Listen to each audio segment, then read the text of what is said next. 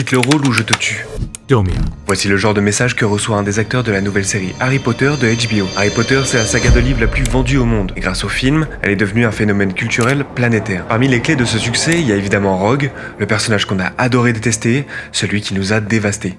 En grande partie grâce au jeu d'Alan Rickman, qui a incarné le Rogue de J.K. Rowling à la perfection, et qui nous a malheureusement quittés en 2016. Alors forcément, quand les fans ont appris que le rôle allait être recasté pour la nouvelle série, ça a fait grincer des dents. Papa Etsidiou le savait en signant, c'est pourtant un acteur britannique de premier plan, mais beaucoup ne le voient pas dans ce rôle, notamment à cause de sa couleur de peau qui diffère du personnage tel qu'il l'imagine. C'est dans ce contexte qu'il reçoit des insultes et des menaces de mort en permanence, tous les jours. C'est ce qu'il a confié au Sunday Times.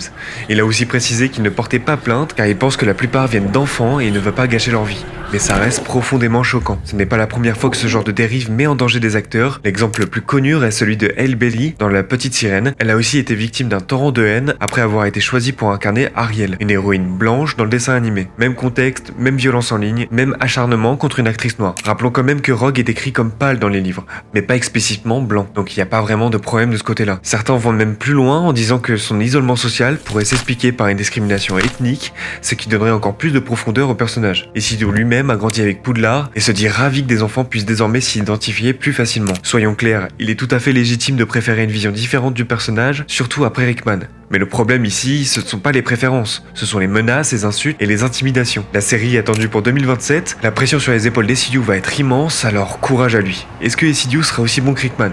Dis-le moi en commentaire et abonne-toi pour ton actu ciné chaque jour.